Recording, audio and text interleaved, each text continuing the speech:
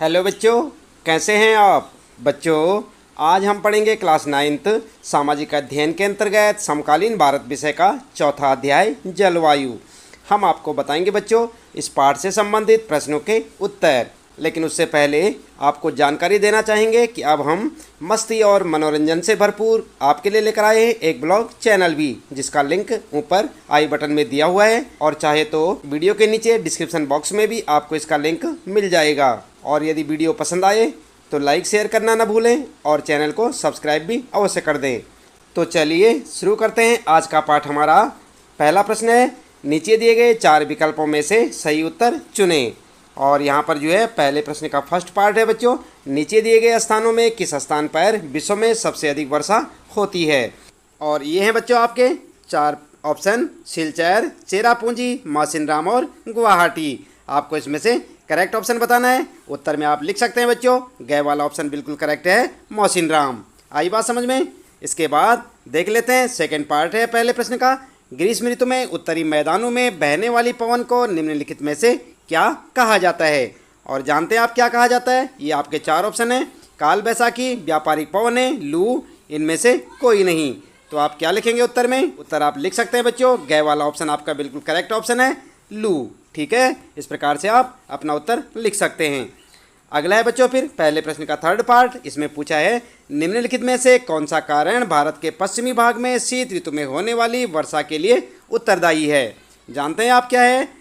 और यहाँ पर आपके 4 ऑप्शन है बच्चों, चक्रवाती अवदाब, पश्चिमी विक्षोभ, मानसून की वापसी और दक्षिण पश्चिम मानसून। तो यहाँ पर आपको सही ऑप्शन चुनना है। आपका उत्तर होगा बच्चों पश्चिमी विक्षोभ, जो कि आपका ख ऑप्शन है यहाँ पर और बिल्कुल करेक्ट है। आप इसे अपनी नोटबुक में नोट कर सकते हैं। उसके बाद अगला पार्ट है बच्चों पहले प्रश्न का, भारत में मानसून का आगमन निम्नलिखित में से कब होता है। और कब होता है, यहाँ पर आपके 4 ऑप्शन हैं, मई के प्रारंभ में, जून के प्रारंभ में, जुलाई के प्रारंभ में या फिर अगस्त के प्रारंभ में। क्या लिखेंगे उत्तर में। उत्तर लिखेंगे जुलाई के प्रारंभ में। आप देख रहे हैं यहाँ पर गए वाला ऑप्शन आपका करेक्ट ऑप्शन है, जुलाई के प्रारंभ में। इसके बाद फिर अगला पार्ट है, निम्नलिखित में से कौन सी भारत में शीत ऋतु की विशेषता है। और यहाँ पर आपके 4 ऑप्शन है बच्चों, गर्म दिन एवं गर्म रातें, गर्म दिन एवं ठंडी रातें, ठंडा दिन एवं ठंडी रातें, ठंडा दिन एवं गर्म रातें। तो आपका करेक्ट ऑप्शन क्या होगा। आप उत्तर में लिख सकते हैं, ख वाला ऑप्शन आपका करेक्ट ऑप्शन है, गर्म दिन एवं ठंडी रातें। ठीक है, तो ये आपका करेक्ट ऑप्शन होगा। और इसके बाद बच्चों फिर शुरू होता है आपका प्रश्न नंबर 2, निम्न प्रश्नों के उत्तर संक्षेप में दीजिए। और यहाँ पर दूसरे प्रश्न का फर्स्ट पार्ट है, भारत की जलवायु को प्रभावित करने वाले कौन कौन से कारक हैं। उत्तर लिखेंगे आप, भारत की जलवायु को प्रभावित करने वाले कारक हैं अक्षांश, तुंगता, ऊंचाई, वायुदाब एवं पवन तंत्र, समुद्र से दूरी, महासागरीय धाराएं तथा उच्चावच लक्षण। इस प्रकार से आप दूसरे प्रश्न के फर्स्ट पार्ट का उत्तर लिख सकते हैं बच्चों। ये आपके सामने प्रश्न है और उसका उत्तर। दूसरे प्रश्न का सेकंड पार्ट है बच्चों, भारत में मानसूनी प्रकार की जलवायु क्यों है। तो क्या लिखेंगे उत्तर। उत्तर लिखेंगे, भारत की जलवायु मानसून द्वारा अत्यधिक प्रभावित है, इसलिए इसकी जलवायु मानसूनी प्रकार की है। आई बात समझ में। इस प्रकार आप अपने प्रश्न का उत्तर लिखते चले जाएं। इसके बाद थर्ड पार्ट है बच्चों, भारत के किस भाग में दैनिक तापमान अधिक होता है एवं क्यों। उत्तर लिखेंगे, भारत के उत्तर पश्चिमी भाग में, जिसमें भारत का मरुस्थल भी शामिल है तथा जहां सर्वाधिक दैनिक तापमान होता है। थार मरुस्थल में दिन का तापमान 50 डिग्री सेल्सियस तक जा सकता है, जबकि उसी रात में यह 15 डिग्री सेल्सियस तक गिर सकता है। ऐसा इस कारण होता है क्योंकि रेत ऊष्मा को बहुत जल्दी अवशोषित करती और छोड़ती है। इस तथ्य के कारण इस क्षेत्र में दिन और रात के तापमान में बहुत अधिक अंतर होता है। तो इस प्रकार से आप अपना उत्तर लिख सकते हैं बच्चों। फिर आता है अगला प्रश्न, किन पवनों के कारण मालाबार तट पर वर्षा होती है। उत्तर लिखेंगे, मालाबार क्षेत्र पश्चिम तट पर स्थित है, दक्षिण पश्चिमी पवनों के कारण मालाबार तट पर वर्षा होती है। फिर अगला प्रश्न है बच्चों, जेट धाराएं क्या हैं तथा ये किस प्रकार भारत की जलवायु को प्रभावित करती हैं। उत्तर क्या लिखेंगे। उत्तर लिखेंगे, क्षोभ मंडल में अत्यधिक ऊंचाई पर एक संकरी पट्टी में स्थित जो हवाएं होती हैं, इनकी गति गर्मी में 110 किलोमीटर प्रति घंटा एवं सर्दी में 184 किलोमीटर प्रति घंटा के बीच विचलन करती हैं। ग्रीष्म ऋतु में हिमालय के उत्तर पश्चिमी जेट धाराओं का तथा भारतीय प्रायद्वीप के ऊपर उष्णकटिबंधीय पूर्वी जेट धाराओं का प्रभाव होता है। हिमालय के दक्षिण में बहती उपोष्ण पश्चिमी जेट धाराएं पश्चिमी विक्षोभों के लिए जिम्मेदार हैं, जो कि देश के उत्तर एवं उत्तर पश्चिमी भागों में सर्दियों के महीनों में वर्षा का कारण बनती हैं। देश के प्रायद्वीपीय भाग पर बहने वाली उपोष्ण पूर्वी जेट धाराएं अर्थात उष्ण पूर्वी जेट धारा ग्रीष्म ऋतु में उष्णकटिबंधीय चक्रवातों के लिए जिम्मेदार हैं, जो मानसून सहित अक्टूबर नवंबर की अवधि के दौरान भारत के पूर्वी तटीय क्षेत्रों को प्रभावित करते हैं। ठीक है, तो इस प्रकार से आप अपना उत्तर लिख सकते हैं बच्चों। ये आपका प्रश्न है यहाँ पर, जेट धाराएं क्या हैं तथा ये किस प्रकार भारत की जलवायु को प्रभावित करती हैं। उत्तर आप यहाँ से देखकर लिख सकते हैं बच्चों, साथ साथ याद भी करते रहें। इसके बाद अगला प्रश्न आता है आपका, मानसून को परिभाषित करें।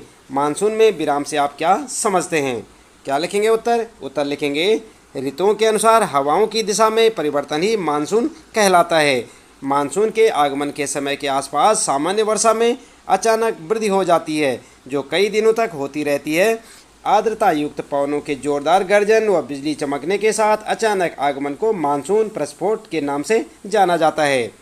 वर्षा में विराम का अर्थ है कि मानसूनी वर्षा एक समय में कुछ दिनों तक ही होती है। मानसून में आने वाले ये विराम मानसूनी गर्त की गति से संबंधित होते हैं।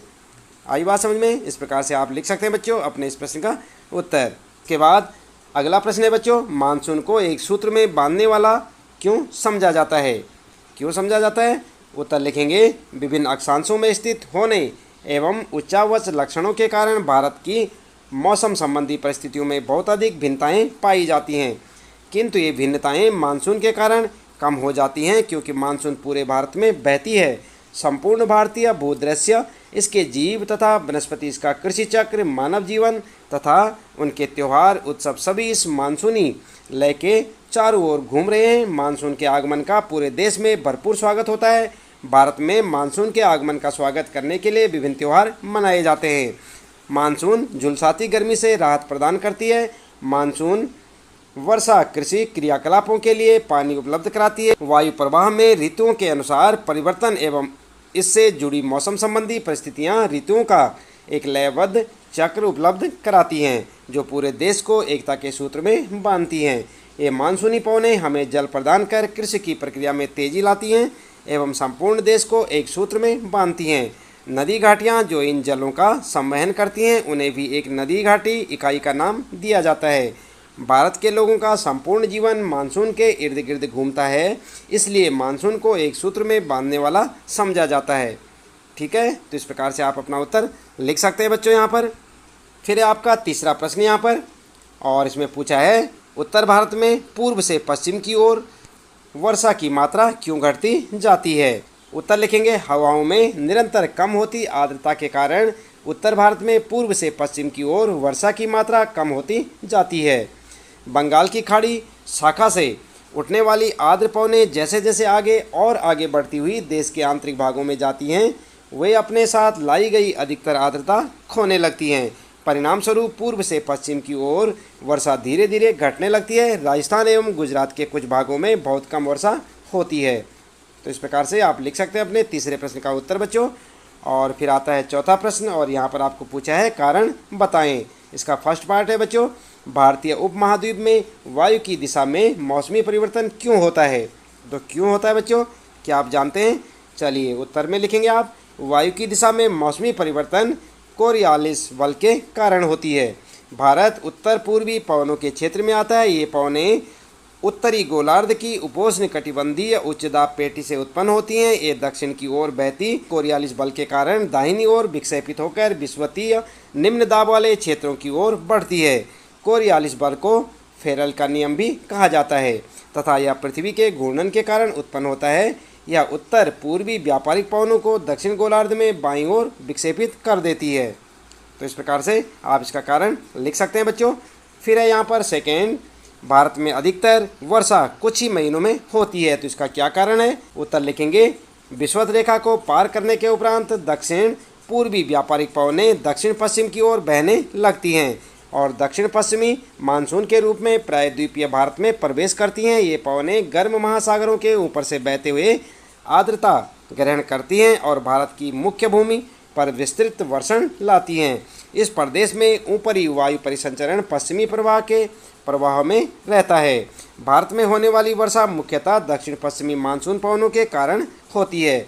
मानसून की अवधि 100 से 120 दिनों के बीच होती है, इसलिए देश में होने वाली अधिकतर वर्षा कुछ ही महीनों में केंद्रित है। तो ये था इसका कारण। आप इसे लिख सकते हैं बच्चों, साथ साथ याद भी करें। फिर आता है अगला प्रश्न, और यहाँ पर पूछा है तमिलनाडु तट पर शीत ऋतु में वर्षा होती है, तो आपको इसका कारण बताना है। तो यहाँ पर आप लिख सकते हैं बच्चों अपने उत्तर में, शरद ऋतु में देश में उत्तर पूर्वी व्यापारी पवनें प्रभावित होती हैं। ये स्थल से समुद्र की ओर बहती हैं, इसलिए देश के अधिकतर भाग में शुष्क मौसम होता है। यद्यपि इन पवनों के कारण तमिलनाडु के तट पर वर्षा होती है, क्योंकि वहाँ ये पवनें समुद्र से स्थल की ओर बहती हैं और अपने साथ आर्द्रता लाती हैं। इसके बाद फिर आता है बच्चों, पूर्वी तट के डेल्टा वाले क्षेत्र में प्रायः चक्रवात आते हैं, इसका क्या कारण है?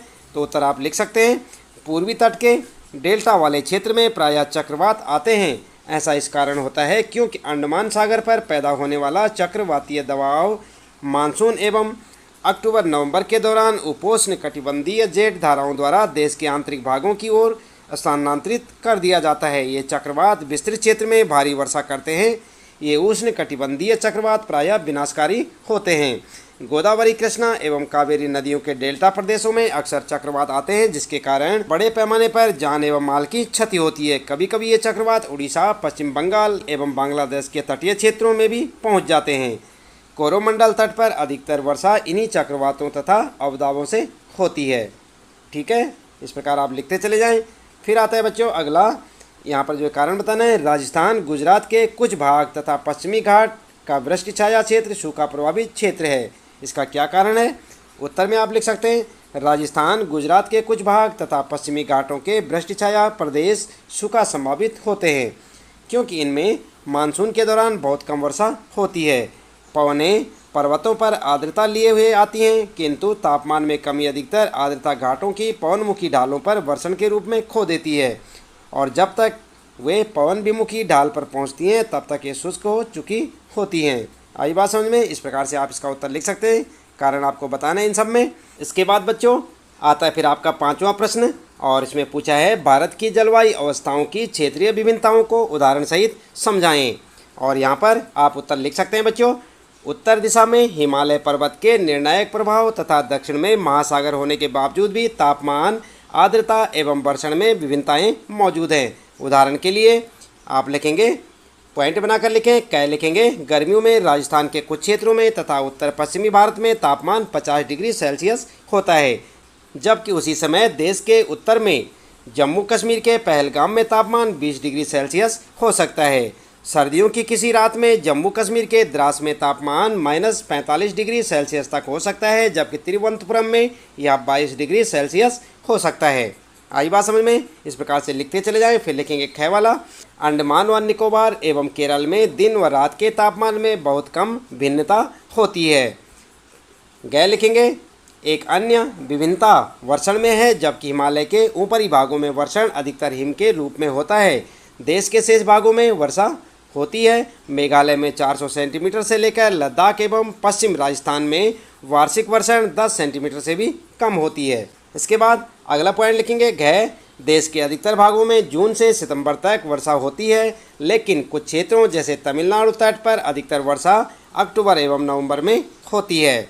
अगला पॉइंट है बच्चों, उत्तरी मैदान में वर्षा की मात्रा सामान्यतः पूर्व से पश्चिम की ओर घटती जाती है। आई बात समझ में? इस प्रकार से आप अपने इस 5वें प्रश्न का उत्तर लिख सकते हैं बच्चों। फिर आता है आपका 6वां प्रश्न, और इसमें कहा है मानसून अभिक्रिया की व्याख्या करें। उत्तर क्या लिखेंगे? उत्तर आप इस प्रकार से लिखें बच्चों, किसी भी क्षेत्र को वायुदाब एवं उसकी पवनें उस क्षेत्र की अक्षांशीय स्थिति एवं ऊंचाई पर निर्भर करती हैं। इस प्रकार यह तापमान एवं वर्षण के पैटर्न को भी प्रभावित करती हैं। भारत में जलवायु तथा संबंधित मौसमी अवस्थाएं निम्नलिखित वायुमंडलीय अवस्थाओं से संचालित होती हैं, और कौन कौन सी हैं? यहाँ पर आप पॉइंट बना के लिखेंगे, क्या लिखें, वायुदाब एवं धरातलीय पवनें, और हेडिंग डालकर लिखेंगे, पवनें उच्च वायुदाब क्षेत्र से कम वायुदाब क्षेत्र की ओर बहती है। सर्दियों में हिमालय के उत्तर में उच्च वायुदाब क्षेत्र होता है। ठंडी शुष्क हवाएं इस क्षेत्र से दक्षिण में सागर के ऊपर कम वायुदाब क्षेत्र की ओर बहती हैं। गर्मियों के दौरान मध्य एशिया के साथ साथ उत्तर पश्चिमी भारत के ऊपर कम वायुदाब क्षेत्र विकसित हो जाता है। परिणाम स्वरूप कम वायुदाब प्रणाली दक्षिण गोलार्ध की दक्षिण पूर्वी व्यापारिक पवनों को आकर्षित करती हैं। ये व्यापारिक पवनें विषुवत रेखा को पार करने के उपरांत कोरियालिस बल के कारण दाहिनी ओर मुड़ते हुए भारतीय उपमहाद्वीप पर स्थित निम्न दाब की ओर बहने लगती हैं। विषुवत रेखा को पार करने के बाद ये पवनें दक्षिण पश्चिमी दिशा में बहने लगती हैं और भारतीय प्रायद्वीप में दक्षिण पश्चिमी मानसून के रूप में प्रवेश करती हैं। इन्हें दक्षिण पश्चिमी मानसून के नाम से जाना जाता है। ये पवनें गर्म महासागरों के ऊपर से बहते हुए आर्द्रता ग्रहण करती हैं और भारत की मुख्य भूमि पर विस्तृत वर्षण लाती हैं। इस प्रदेश में ऊपरी वायु परिसंचरण पश्चिमी प्रवाह के प्रभाव में रहता है। भारत में होने वाली वर्षा मुख्यतः दक्षिण पश्चिमी मानसून पवनों के कारण होती है। मानसून की अवधि 100 से 120 दिनों के बीच होती है, इसलिए देश में होने वाली अधिकतर वर्षा कुछ ही महीनों में केंद्रित है। आई बात समझ में? इस प्रकार से आप लिखते चले जाएं। फिर लिखेंगे आप ख में जेड धाराएं और हेडिंग डालकर लिख देंगे। सौरमंडल में अत्यधिक ऊंचाई पर एक संक्रीय पट्टी में स्थित हवाएं होती हैं। इनकी गति गर्मी में 110 किलोमीटर प्रति घंटा एवं सर्दी में 184 किलोमीटर प्रति घंटा के बीच विचलन करती हैं। हिमालय के उत्तर की और पश्चिम जेट धाराओं की गतिविधियों एवं गर्मियों के दौरान भारतीय प्रायद्वीप पर बहने वाली पश्चिमी जेट धाराओं की उपस्थिति मानसून को प्रभावित करती हैं। जब उष्णकटिबंधीय पूर्वी दक्षिणी प्रशांत महासागर में उच्च वायुदाब होता है तो उष्णकटिबंधीय पूर्वी हिंद महासागर में निम्न वायुदाब होता है, किंतु कुछ निश्चित वर्षों में वायुदाब परिस्थितियां विपरीत हो जाती हैं और पूर्वी प्रशांत महासागर में पूर्वी हिंद महासागर की अपेक्षाकृत निम्न वायुदाब होता है। दाब की अवस्था में इस नियतकालिक परिवर्तन को दक्षिणी दोलन के नाम से जाना जाता है। एल नीनो दक्षिण दोलन से जुड़ा हुआ एक लक्षण है। यह एक गर्म समुद्री जल धारा है जो पेरू की ठंडी धारा के स्थान पर प्रत्येक 2 या 5 वर्ष के अंतराल में पेरू तट से होकर बहती है। दाब की अवस्था में परिवर्तन का संबंध एल नीनो से है। हवाओं में निरंतर कम होती आर्द्रता के कारण उत्तर भारत में पूर्व से पश्चिम की ओर वर्षा की मात्रा कम होती जाती है और बंगाल की खाड़ी शाखा से उठने वाली आर्द्र पवनें जैसे जैसे आगे बढ़ती हुई देश के आंतरिक भागों में जाती हैं वे अपने साथ लाई गई अधिकतर आर्द्रता खोने लगती हैं। परिणाम स्वरूप पूर्व से पश्चिम की ओर वर्षा धीरे धीरे घटने लगती है। राजस्थान एवं गुजरात के कुछ भागों में बहुत कम वर्षा होती है। ठीक है, इस प्रकार से आप लिखते चले जाएं बच्चों। फिर लिखेंगे गए और यहाँ पर लिखेंगे पश्चिमी चक्रवाती विक्षोभ और यहाँ पर लिखेंगे हिमालय के दक्षिण से बहने वाली उपोष्ण कटिबंधीय पश्चिमी जेट धाराएं सर्दी के महीनों में देश के उत्तर एवं उत्तर पश्चिमी भागों में उत्पन्न होने वाले पश्चिमी चक्रवातीय विक्षोभों के लिए जिम्मेदार है। ठीक है, इस प्रकार से आप लिखते चले जाएं। आपके छठे प्रश्न का उत्तर हो जाएगा बच्चों, याद भी करें साथ साथ। और फिर आता है आपका 7वां प्रश्न। इसमें पूछा है शीत ऋतु की अवस्था एवं उसकी विशेषताएं बताएं। तो आपको शीत ऋतु की अवस्थाएं और विशेषताएं बतानी है। उत्तर लिखेंगे उत्तरी भारत में शीत ऋतु मध्य नवंबर से आरंभ होकर फरवरी तक रहती है। इस मौसम में आसमान प्रायः साफ रहता है, तापमान कम रहता है, मंद हवाएं चलती हैं। तापमान दक्षिण से उत्तर की ओर बढ़ने पर घटता जाता है। दिसंबर एवं जनवरी सबसे ठंडे महीने होते हैं। उत्तर में तुषारपात सामान्य है तथा हिमालय के ऊपरी ढालों पर हिमपात होता है। इस ऋतु में देश में उत्तर पूर्वी व्यापारिक पवनें प्रभावित होती हैं। ये स्थल से समुद्र की ओर बहती हैं और इसलिए देश के अधिकतर भाग में शुष्क मौसम होता है।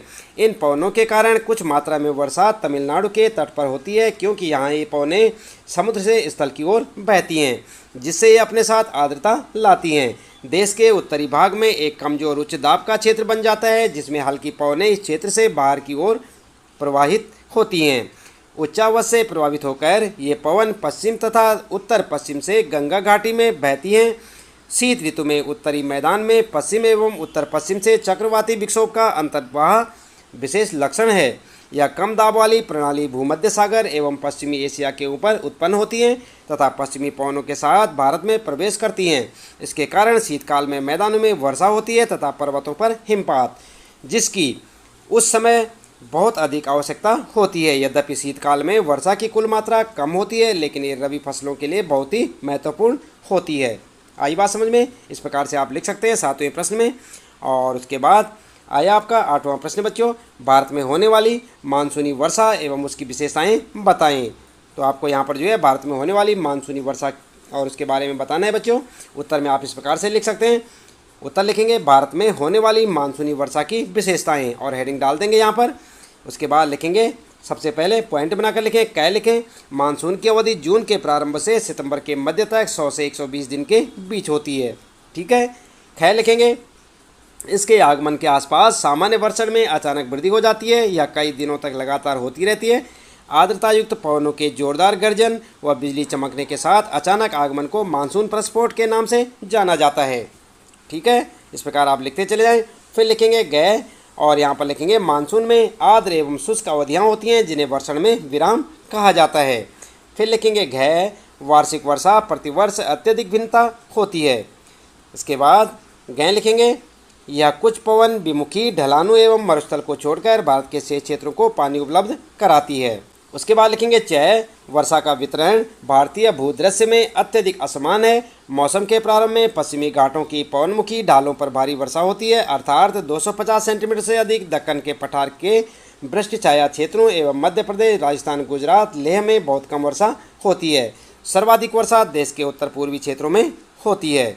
उसके बाद लिखेंगे 6, उष्णकटिबंधीय दबाव की आवृत्ति एवं प्रबलता मानसून वर्षण की मात्रा एवं अवधि को निर्धारित करते हैं।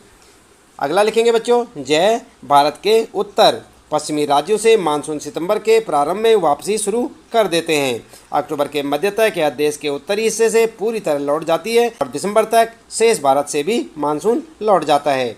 आई बात समझ में? इस प्रकार से आप लिखते चले जाएं। काफ़ी लंबा उत्तर है बच्चों, याद भी करें साथ साथ। और जय में लिखेंगे, मानसून को इसकी अनिश्चितता के कारण भी जाना जाता है। जहां एक ओर देश के कुछ हिस्सों में बाढ़ ला देता है, वहीं दूसरी ओर यह देश के कुछ हिस्सों में सूखे का कारण भी बन जाता है। इसके बाद आगे बात करते हैं यहाँ पर भारत में मानसूनी वर्षा के प्रभावों की, और यहाँ पर हेडिंग डाल के लिखेंगे भारत में मानसूनी वर्षा के प्रभाव। और फिर लिखेंगे उसी प्रकार कै गए में कै लिखेंगे, भारतीय कृषि मुख्य रूप से मानसून से प्राप्त पानी पर निर्भर है। देरी से कम या अधिक मात्रा में वर्षा का फसलों पर नकारात्मक प्रभाव डालती है। और ख लिखेंगे, वर्षा के असमान वितरण के कारण देश में कुछ सूखा संभावित क्षेत्र है जबकि कुछ बाढ़ से ग्रस्त रहते हैं। गै लिखेंगे, मानसून भारत को एक विशिष्ट जलवायु पैटर्न उपलब्ध कराती है, इसलिए विशाल क्षेत्रीय विभिन्नताओं की उपस्थिति के बावजूद मानसून देश और इसके लोगों को एकता के सूत्र में पिरोने वाला प्रभाव डालती है। ठीक है, तो इस प्रकार से आपके इस प्रश्न का उत्तर हो जाएगा बच्चों। इसके बाद आगे प्रश्न आता है आपका मानचित्र कौशल से संबंधित जो प्रश्न है उसका उत्तर आप किस प्रकार से करेंगे, आइए देख लेते हैं। भारत के रेखा मानचित्र पर निम्नलिखित को दर्शाएं। 400 सेंटीमीटर से अधिक वर्षा वाले क्षेत्र आपको बताने और 20 सेंटीमीटर से कम वर्षा वाले क्षेत्र बताने। गै में बताना आपको भारत में दक्षिण पश्चिमी मानसून की दिशा। ठीक है, तो उत्तर में आप किस प्रकार से लिखेंगे बच्चों, आप ध्यान दें। जैसे कि आपको ये मानचित्र दिख रहा है बच्चों, यहाँ पर आपको आपकी पाठ्य पुस्तक में भी इसी प्रकार का एक मानचित्र दिखाई देगा। और यहाँ पर देख सकते हैं आप, ये यहाँ पर ज़्यादा ब्लैक हो रखा है, तो ये क्या है, अधिक वर्षा वाला क्षेत्र है। और इसी प्रकार से आप यहाँ पर जो है इसके लिए एक पैरामीटर बनाएंगे यहाँ पर, जो आप यहाँ पर लिख सकते हैं 400 सेंटीमीटर से अधिक वर्षा वाला क्षेत्र और 20 सेंटीमीटर से कम वर्षा वाला क्षेत्र। ठीक है, जहाँ पे डॉट डॉट लग रखा है इसे आप देख सकते हैं, ये कम वर्षा वाला क्षेत्र है। और जहाँ पर ज़्यादा डार्क हो रखा है ब्लैक में, ये हो गया 400 सेंटीमीटर से अधिक वर्षा वाला क्षेत्र। तो इस प्रकार से आप एक मानचित्र बना सकते हैं। और यहाँ पर देख रहे हैं बच्चों, ये आपका दूसरा मानचित्र है। यहाँ पर जो है मानसून की दिशा दिखा रखी है, आप इसे भी अपनी नोटबुक में नोट कर लें और इसे अच्छे से आप अपनी पाठ्य पुस्तक से देखकर बना सकते हैं और यहाँ पर मानसून की दिशाएं बता सकते हैं, तो आपका उत्तर हो जाएगा। इसके बाद बच्चों आता है आपके लिए प्रश्न परियोजना कार्य से संबंधित, और यहाँ पर क्या है, पता लगाएं कि आपके क्षेत्र में एक विशेष मौसम से कौन से गाने, नृत्य, पर्व एवं भोजन संबंधित हैं। क्या भारत के दूसरे क्षेत्रों से इनमें कुछ समानता है? तो ये तो आप अपने हिसाब से लिख सकते हैं बच्चों, अपने क्षेत्र के हिसाब से आप लिख सकते हैं, इसलिए इसका उत्तर आप स्वयं से लिखेंगे। और दूसरा है बच्चों यहाँ पर आपके लिए, भारत के विभिन्न क्षेत्रों के विशेष ग्रामीण मकानों तथा लोगों की वेशभूषा के फोटोग्राफ इकट्ठे कीजिए, देखिए कि क्या उनमें और अन्य क्षेत्रों की जलवायु की दशाओं तथा उच्चावच में कोई संबंध है। तो ये भी आपको स्वयं से करना होगा। ठीक है, इस प्रश्न का उत्तर भी आप अपने हिसाब से लिख सकते हैं बच्चों। और ये जो फोटोग्राफ की बात की गई है, फोटोग्राफ आप इकट्ठे कर सकते हैं। इसके साथ ही बच्चों इस पाठ से संबंधित प्रश्नों के उत्तर यहाँ पर समाप्त होते हैं। उम्मीद है कि आपको अच्छे से समझ आए होंगे। इसी प्रकार लगातार कक्षा 9 समकालीन भारत विषय के सभी पाठों के प्रश्न उत्तर जानने के लिए चैनल को सब्सक्राइब अवश्य कर दें, बेल आइकन भी दबा दें बच्चों, ताकि आपको आने वाली प्रत्येक पाठ की वीडियो की नोटिफिकेशन मिलती रहे। मिलते हैं फिर अगली वीडियो में नए पाठ के कुछ नए प्रश्न उत्तरों के साथ।